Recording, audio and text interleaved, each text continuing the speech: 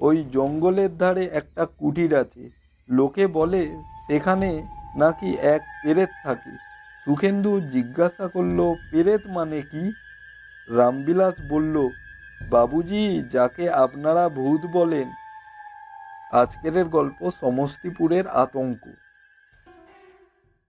ঘটনাটি ঘটেছিল বিহারের সমস্তিপুরে অনেক দিন আগে।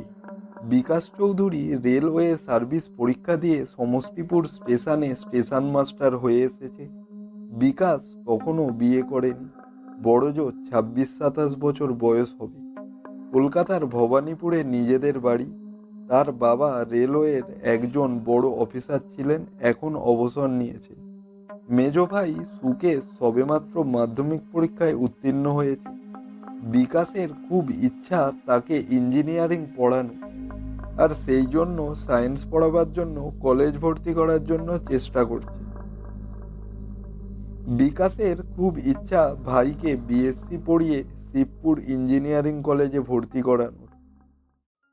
বাবা নিরঞ্জনবাবু বিকাশকে বললেন, বাবা বিকাশ, বলছিলাম যে সুকেশকে কমার্স পড়ানো যায় তাহলে খুব ভালো হয়।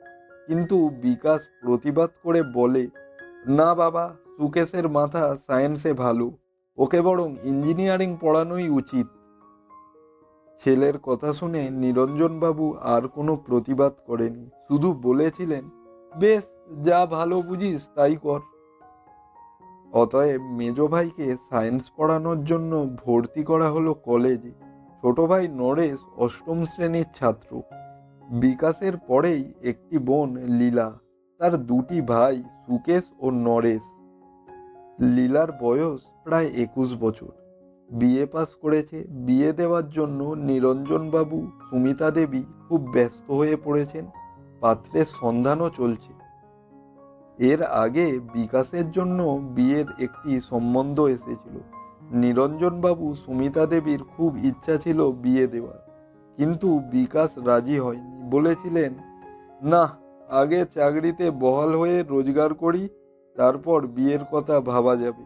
বিশেষ করে আগে লীলার বিয়েটা হয়ে যাক, তারপর দেখা যাবে। ছেলের উত্তর শুনে নিরঞ্জনবাবু আর সুমিতা দেবী আর বিশেষ কোনো অনুরোধ করেনি বিকাশকে বিয়ে করার জন্য। এক সময় তার চাকরি হলো রেলে। প্রথমে হাওড়ায় কিছুদিন, তারপর সেখান থেকে দু এক জায়গায় ঘুরে বিহারের সমস্তিপুরে স্টেশন মাস্টার হয়ে এসেছে। জায়গাটা বেশ ভালোই লাগে বিকাশে। বেশ খোলামেলা জায়গা। স্টেশনের কিছু দূরে শালবন, রাস্তাঘাট পাথরে ভর্তি। বৃষ্টি হলে রাস্তায় কাদা হয় না। কোনো দিকেই অসুবিধা নেই, শুধুমাত্র জলের কষ্ট। আমাদের দেশের মতো এত পুকুর নেই, টিউবওয়েল তো একেবারেই নেই।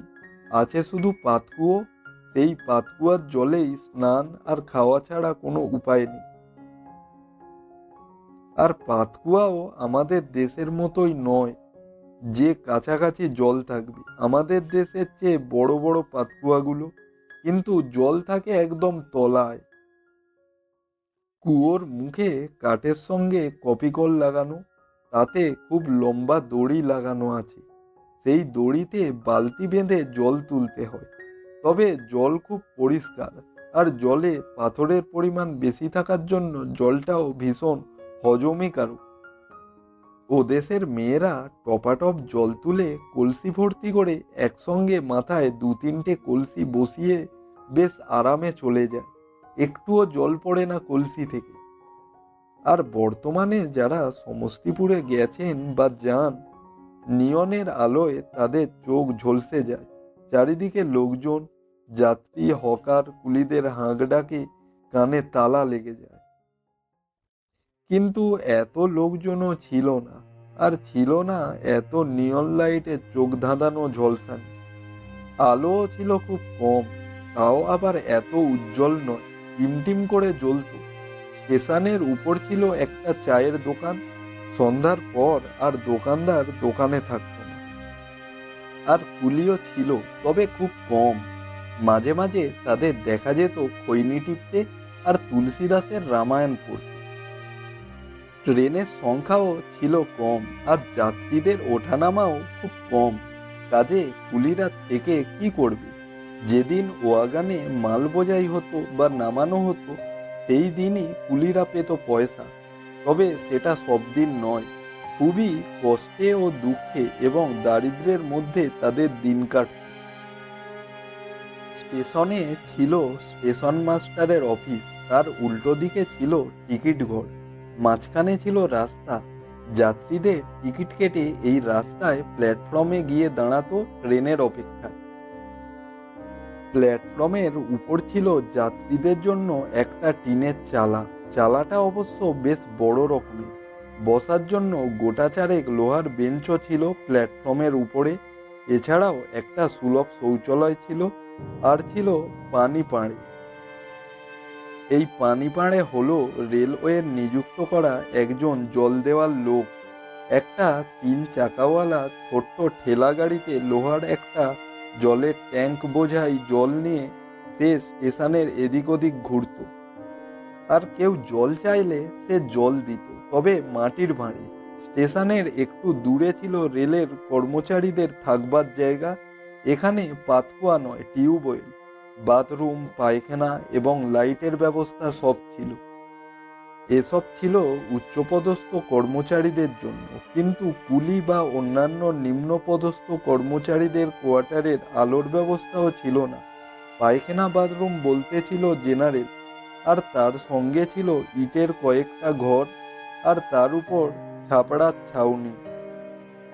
নিম্ন শ্রেণীর কর্মচারী আর কুলিরা ছিল স্থানীয় লোক। স্টেশনের কাছাকাছি ছিল তাদের ঘর, কাজেই রাত 9টার পর তারা যে যার ঘরে ফিরে যেত। কোয়ার্টারের চারিদিকে কতগুলো শুয়োর কাদামাটি মেখে ঘুরে বেড়াত।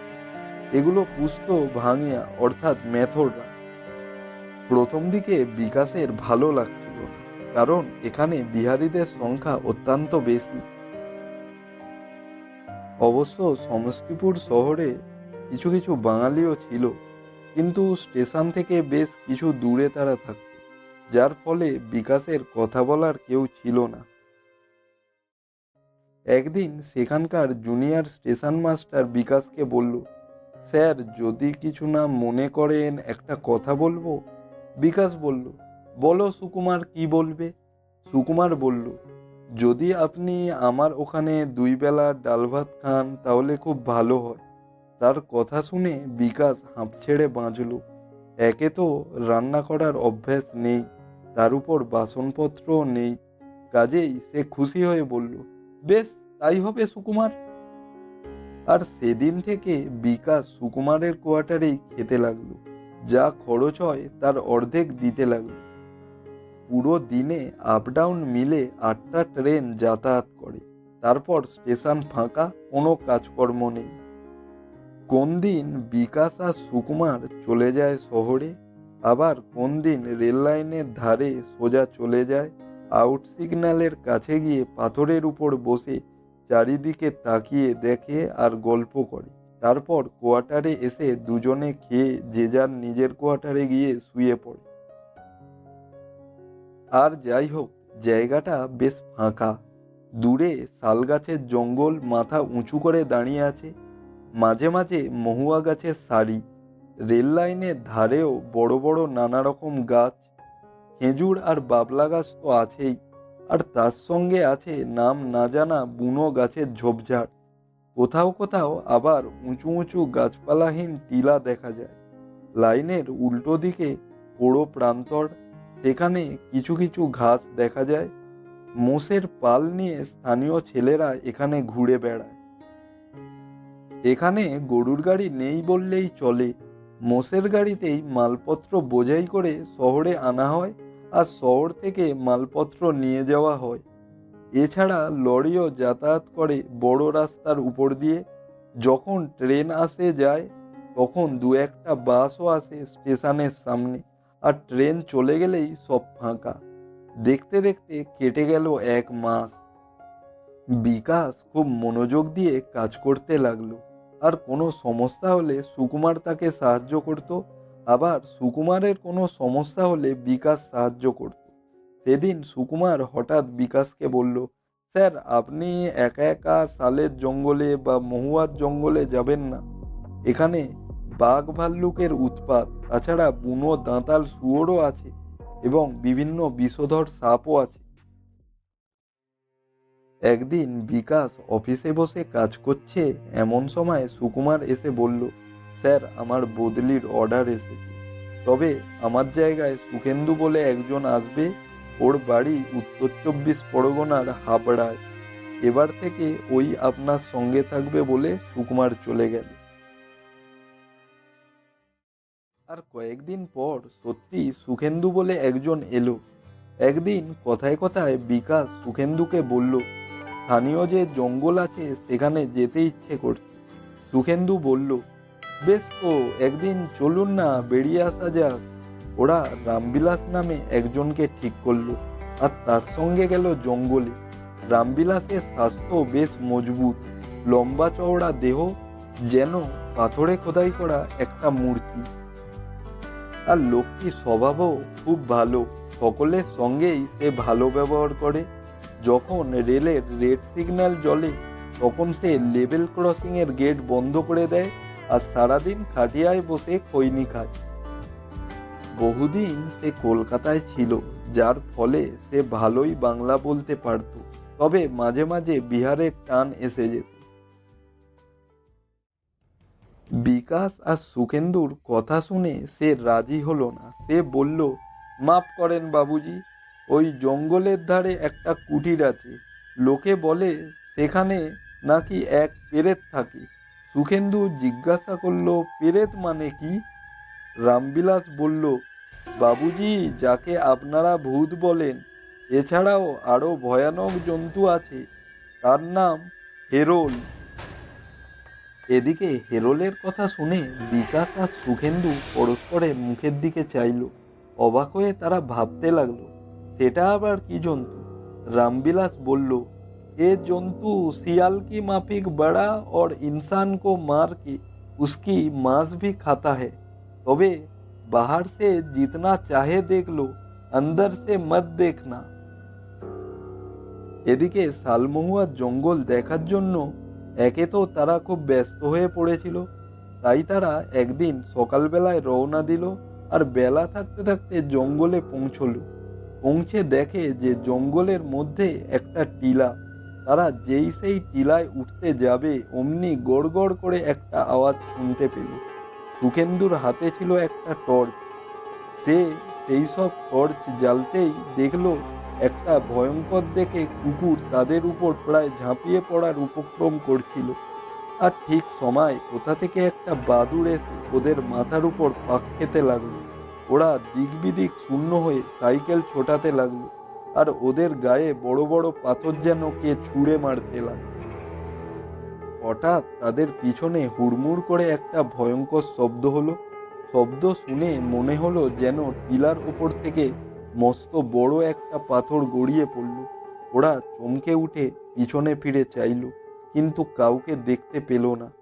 নিরুপায় হয়ে তারা তখন সাইকেল নিয়ে ছুটতে লাগলো আর পিছনে যেন কার অট্টহাসি শুনতে পেল। চমকে উঠল ওরা, তাকিয়ে দেখলো একটা বিশাল নরকঙ্কাল তাদের দিকে তেড়ে আসছে। সেটা দেখতে না পেরে দুজনেই অজ্ঞান হয়ে গেল। তারপর যখন জ্ঞান ফিরল দেখলো দুজনকে ঘিরে সব দাঁড়িয়ে আছে। রামবিলাস জিজ্ঞাসা করলো, বাবু, আপনারা ঠিক আছেন তো? ওরা দুজনেই মাথা নাড়ল। তারপর একদিন রামবিলাসকে জিজ্ঞাসা করতে রামবিলাস তার কাহিনী শুরু করলো। সাব, আপনারা পড়েছিলেন 20 ডাকাতের ভূতের পাল্লায়। 20 ডাকাত ছিল একসময় চলমান আতঙ্ক। তখন এখানে সবেমাত্র স্টেশন হয়। একদিন 20 ডাকাত তার দলবল নিয়ে স্টেশন মাস্টারের ঘরে ডাকাতি করতে যায়, কিন্তু স্টেশন মাস্টার তাকে গুলি করে মেরে দেয়। আর সেই থেকেই এই জঙ্গলে 20 আত্মা আজও ঘুরে বেড়ায়। বিকাশ বলল, কিন্তু তুমি এসব কি করে জানলে? রামবিলাস বলল, ওই 20 ডাকাতের একমাত্র হতভাগ্য ছেলে হলাম আমি। এই বলে রামবিলাস ওখান থেকে চলে গেল।